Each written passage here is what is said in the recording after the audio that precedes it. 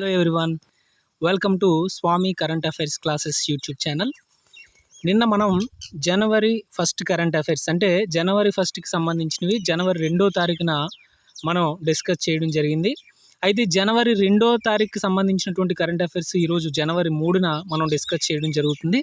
అయితే ఈరోజు క్లాస్లో మనం జనవరి 2కి సంబంధించినటువంటి మొత్తం కరెంట్ అఫైర్స్ అనేవి ఈరోజు మనం చెప్పుకోవడం అనేది జరుగుతుంది. జనవరి 2కి సంబంధించినవి 3వ తారీఖున వస్తాయి కాబట్టి ఈరోజు మనం జనవరి 2కి సంబంధించిన మొత్తం కరెంట్ అఫైర్స్ చెప్పుకుందాం. అయితే యూట్యూబ్ మన ఛానల్ సంబంధించి మీకు ప్రతి నెలకి సంబంధించి డైలీ కరెంట్ అఫైర్స్ అనేవి మీకు అందించడం జరుగుతుంది. అలాగే మీకు 2025 జనవరి నుంచి డిసెంబర్ వరకు ఉన్న కరెంట్ అఫైర్స్ మొత్తం టాపిక్ వైజ్గా స్వామి కరెంట్ అఫైర్స్ యాప్లో అందుబాటులో ఉంచడం జరుగుతుంది ఇంకొక 10 రోజుల్లో. కాబట్టి ఎవరైనా మన యాప్ డౌన్లోడ్ చేసుకోకపోతే స్వామి కరెంట్ అఫైర్స్ యాప్ డౌన్లోడ్ చేసుకోండి. ఈ యొక్క యాప్ లింక్ అనేది వీడియో డిస్క్రిప్షన్లో ఇవ్వడం జరుగుతుంది. ఆలస్యం చేయకుండా మనం క్లాస్లోకి వెళ్ళిపోదాం. అయితే ఈ యొక్క కరెంట్ అఫైర్స్ వీడియో స్టార్ట్ చేసే ముందుగా మీకు ఈనాడు ఎడిటోరియల్ పేజెస్తో సహా మీకు ప్రతిరోజు కూడా మ్యాటర్ అనేది ఇవ్వడం జరుగుతుంది. క్లాస్లోకి వెళ్ళిపోదాం. ప్రపంచంలో ఉప్పు ఉత్పత్తిలో తొలి 3 స్థానాలలో గల దేశాలు ఏంటి అని మిమ్మల్ని క్వశ్చన్ అడగడం జరుగుతుంది. ప్రపంచంలో వరల్డ్లో సాల్ట్ ప్రొడ్యూస్లో టాప్ 3 కంట్రీస్ ఏంటంటే China, America, Bharat. China, America, Bharat ఈ 3 కూడా ఉప్పు సాల్ట్ ఉత్పత్తిలో ఫస్ట్ ప్లేస్లో ఉన్న దేశాలు. అయితే భారతదేశం స్వాతంత్రం పొందే నాటికి దేశ అవసరాలకు యునైటెడ్ కింగ్డమ్ నుంచి ఉప్పు అనేది దిగుమతి చేసుకోవడం అనేది జరిగేది. అంటే ఏదైతే మనం బ్రిటన్ దేశంగా చెప్తున్నామో దాని నుంచి మనం ఉప్పు దిగుమతి చేసుకోవడం అనేది జరిగేది. అయితే 1947లో దేశంలో ఉప్పు ఉత్పత్తి ఎంత ఉందంటే 19 లక్షల టన్నులు ఉత్పత్తి కాగా ప్రస్తుతం 2022-23కి 3.91 కోట్ల టన్నులకి పెరగడం అనేది జరిగింది. అంటే మనం చాలా ఉప్పు ఉత్పత్తిలో చాలా అభివృద్ధి చెందడం అనేది జరిగింది. అయితే 2023-24లో దాదాపు $44 కోట్ల విలువైన 1.44 కోట్ల టన్నుల ఉప్పును భారత్ విదేశాలకు ఎగుమతి చేయడం జరిగింది. అయితే మనం మన అవసరాలకు తీర్చుకోవడమే కాకుండా విదేశాలకి కూడా మన ఉప్పు అనేది ఎగుమతి చేయడం అనేది జరుగుతుంది. 100 దేశాలకి మన ఉప్పు అనేది ఎగుమతి చేస్తున్నారు. చైనా, జపాన్ అలాంటి దేశాలకి మన ఉప్పుని ఎగుమతి చేయడం అనేది జరుగుతుంది. నెక్స్ట్ భారతదేశంలో ఉప్పు ఉత్పత్తిలో ప్రపంచంలో ఉప్పు ఎగుమతిలో మన దేశం వాటా ఎంతంటే 10% ఉంది. ఎగుమతులు మొత్తం మీద 10% మన ఇండియాదే ఉంది. భారతదేశంలో ఉప్పు ఉత్పత్తిలో తొలి 3 రాష్ట్రాలు ఏంటంటే గుజరాత్ 87.4%, తమిళనాడు 9.7%, రాజస్థాన్ 6.7%. ఉప్పు ఉత్పత్తిలో టాప్ 3 ప్లేస్లో ఉన్నటువంటి రాష్ట్రాలుగా మనం గుజరాత్, అలాగే తమిళనాడు, అలాగే రాజస్థాన్ రాష్ట్రాలని మనం చెప్పుకోవడం జరుగుతుంది. అయితే ఆంధ్రప్రదేశ్లో ఉప్పు ఉత్పత్తి ఎక్కువగా కలిగినటువంటి ప్రాంతాలు మనం చూసుకున్నట్లయితే ఆంధ్రప్రదేశ్లో ఉప్పు ఉత్పత్తి ఎక్కువ కలిగిన ప్రాంతాలు ఏంటంటే నౌపడ, చినగంజాం, అలాగే ఇసుకపల్లి, కాకినాడ, కృష్ణపట్నం ఈ ప్రాంతాలు అనేవి ఆంధ్రప్రదేశ్లో ఉప్పు ఉత్పత్తిలో ప్రసిద్ధి చెందాయి. అయితే ఆంధ్రప్రదేశ్లో ఉప్పు గిన్నెగా ప్రసిద్ధి చెందిన ప్రాంతం ఏంటంటే నౌపడ. ఈ నౌపడ అనేది ఎక్కడుందంటే శ్రీకాకుళం జిల్లాలో ఉంది. నెక్స్ట్ పెన్సిళ్ళ తయారీలో వాడే నల్లని భాగం, మన పెన్సిల్లో ఉండే నల్లని భాగాన్ని గ్రాఫైట్ అంటారు. ఆ గ్రాఫైట్ అధికంగా లభించే భారతదేశంలో ఉన్న రాష్ట్రాలు ఏంటంటే ఫస్ట్ ప్లేస్ జార్ఖండ్, అలాగే సెకండ్ ఒడిస్సా, థర్డ్ తమిళనాడు.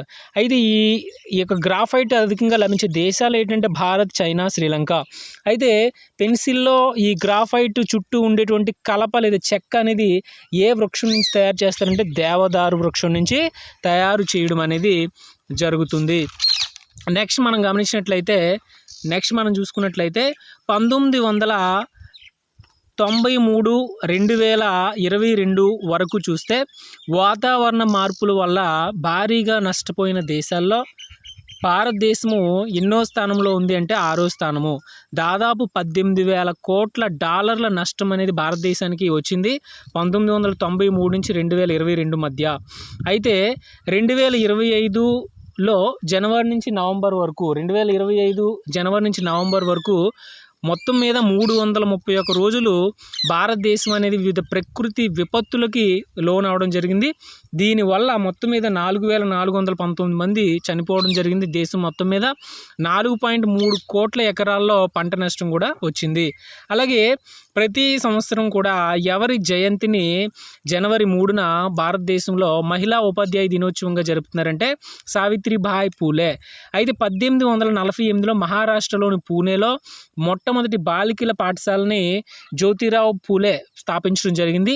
ఆ యొక్క పాఠశాలలో మొట్టమొదటి మహిళా ఉపాధ్యాయురాలుగా ఆయన భార్య అయినటువంటి సావిత్రిబాయి పూలే పనిచేశారు కాబట్టి, ఈమె తొలి టీచర్గా పనిచేశారు కాబట్టి జాతీయ మహిళా ఉపాధ్యాయ దినోత్సవంగా జనవరి 3 ఆమె జయంతిని జరుపుకోవడం జరుగుతుంది.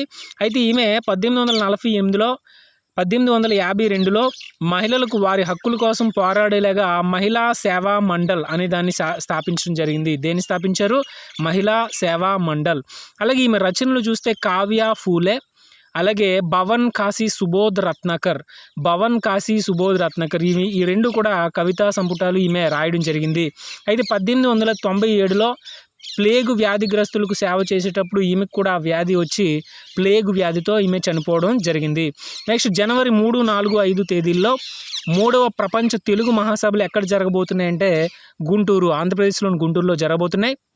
అయితే హాజరు కాబోతున్నటువంటి ప్రముఖులు ఎవరంటే మారిషస్ దేశ అధ్యక్షుడు ధరంబీర్ గోకుల్, అలాగే ఒడిశా గవర్నర్ కంబంపాటి హరిబాబు, అలాగే త్రిపుర గవర్నర్ ఎన్ ఇంద్రసేనారెడ్డి.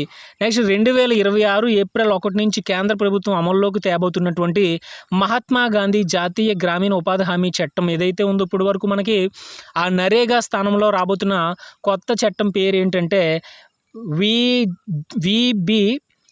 VBG రామ్జీ. ఈ VBG రామ్జీ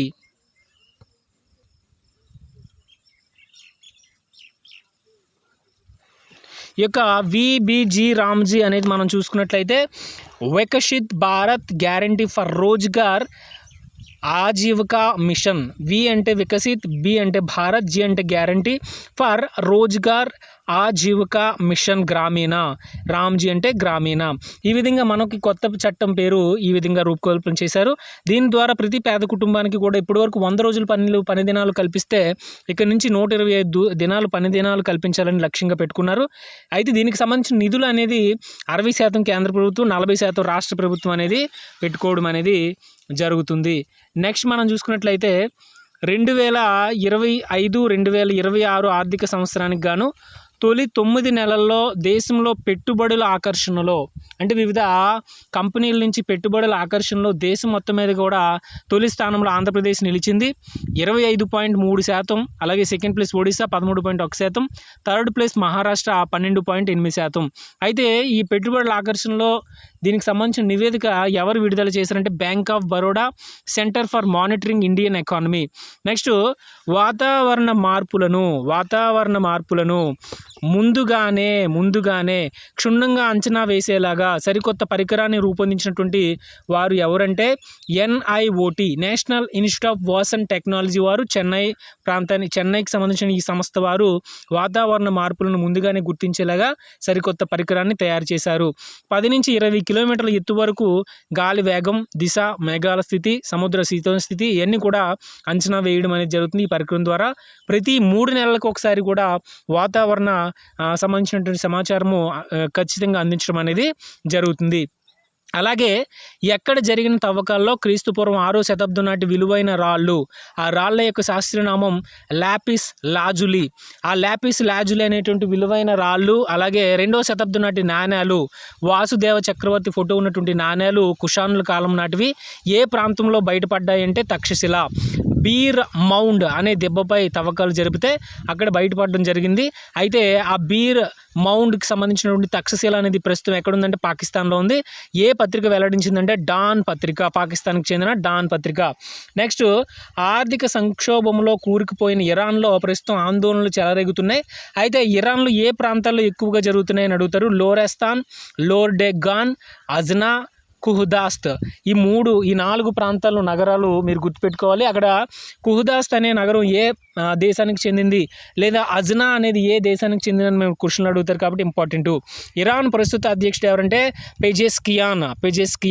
నెక్స్ట్ జనవరి 2, 2026న 50 వసంతాలు పూర్తి చేసుకున్నటువంటి భారత పొగాకు బోర్డు ఎక్కడ ఉంది అంటే గుంటూరులో ఉంది.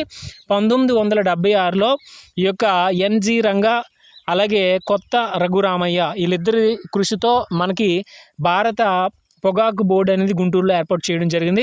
ప్రస్తుత పొగాకు బోర్డు చైర్మన్ ఎవరంటే యశ్వంత్ కుమార్. నెక్స్ట్ కొండగట్టు ఆంజనేయ స్వామి ఆలయం ఎక్కడ ఉంది అని అడుగుతారు.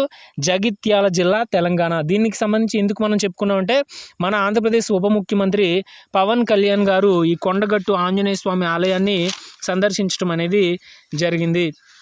నెక్స్ట్ మనం చూసుకున్నట్లయితే భారత మహిళల హాకీ జట్టుకి కొత్తగా కోచ్గా ఎవరు నియమించబడ్డారు అంటే సువర్డ్ మరైన్. ఈయన ఏ దేశం అంటే సువర్డ్ మరైన్ అనేటువంటి ఆయనది నెదర్లాండ్. ఈయన భారత మహిళలకి హాకీ జట్టుకి కోచ్గా నియమించబడడం జరిగింది. అయితే ఈయన కాలంలో 2020 టోక్యో ఒలింపిక్స్లో భారత్ ఒలింపిక్స్లో 4వ స్థానం పొందడం అనేది జరిగింది మహిళల పరంగా.